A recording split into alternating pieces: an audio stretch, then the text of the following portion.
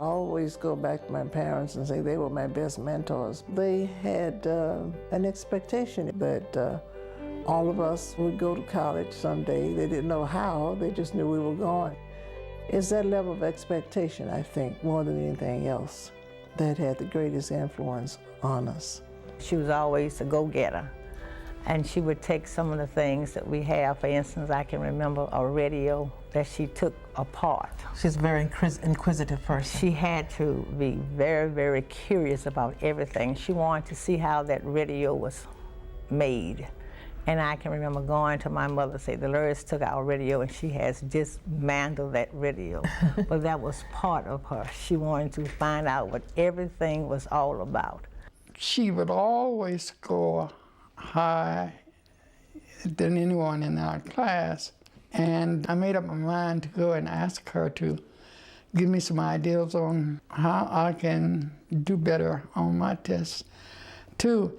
And from then on, we became friends, and she invited me to her house to meet her family. And that's where I started having a feeling for her. Our highest moments together is when they called me and told me that I had a little girl. And that really made me happy. We tutored students in math. My daughter saw us working so hard, she said she'd never go into teaching. She's a nurse today. Dolores had difficulties that the other PhD students didn't have. She started when she was older than most of the graduate students. She had a family at that time, and she was working. She had a job. I always felt that she was very capable, very bright, and that she would write a good thesis, which she did. Dr. Spikes has always been very vocal, very outspoken, and very much the spokesperson for the voiceless, as she would say, or the underrepresented. And so for our faculty, she became the official spokesperson, especially as it related to the administration during that time. One day she called me and said, Margaret, I think that I can do more if I move into the administrative rank. Baton Rouge had declared a state of financial exigency. I think the faculty was about to riot at that time. And accreditation was coming up in a couple of years. At the same time, the higher education desegregation suit had been renewed. It was ongoing.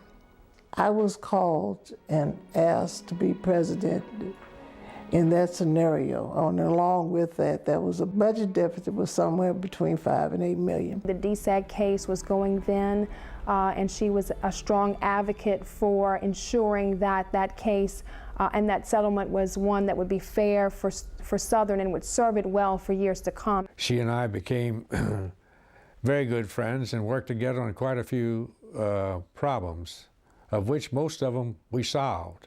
And I have to say, I say we, but I think it was her diligence and her intelligence and her integrity and fairness of play that really solved the problems. She showed that she went beyond the boundaries of race, of creed, of color, of gender, any of those things, because what she was a voice and a conscience for the entire state of Louisiana. Dr. Spikes was a passionate warrior and a wise leader.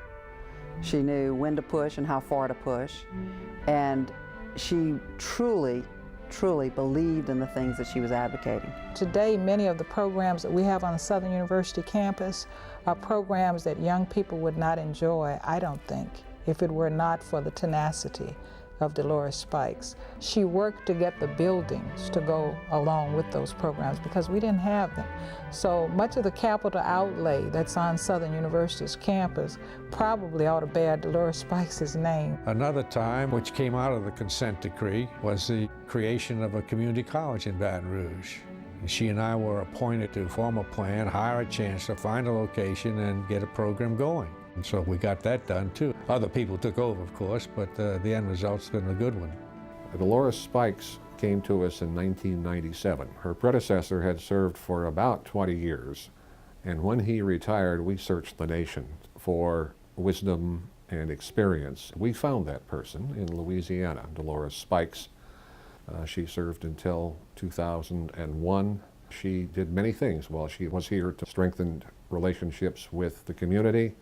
Had a clear vision of EUMES and how it fit into the academic community of Maryland. She kept its momentum going, and we're very grateful to her for that.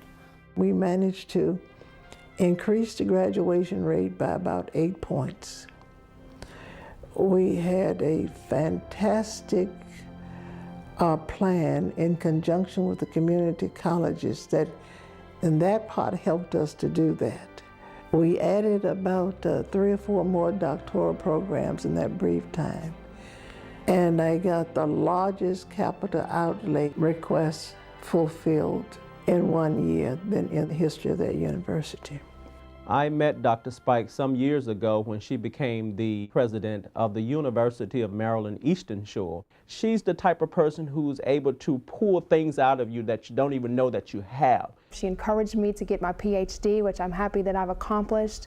And you know, when you talk about heroes and sheroes in life, those people who open doors and raise ceilings, certainly Dr. Dolores Spikes would be at the top of that list for me. Dolores Spikes is truly a remarkable person. She was a strong leader. She has been a tenacious advocate, and she retains a deep passion for social justice and for the future of her students. President Clinton named her to the very prestigious board of advisors for historically black colleges and universities. We had a very close relationship with that board, and I think practically everything that the board thoughtfully recommended, the president and I supported. Then the president named her to the Board of Visitors for the Naval Academy. She was on the important Kellogg Commission as vice chair that really set out the future of education in America in higher education. She was involved in NAFIO, the comprehensive organization that involved all predominantly black colleges and universities. Dolores Spikes represents hope. Hope that all children in America will get a quality education and even a higher education. That's where her real interest lies. Hope for all women who see this woman in leadership role accomplishing so much, but especially hope for African American women that certainly would look to her as a wonderful role model for ways to make a difference. I think ever so often someone comes along like Dr. Spikes that God just blesses with just the right amount of everything. And it seems that he has done that with her.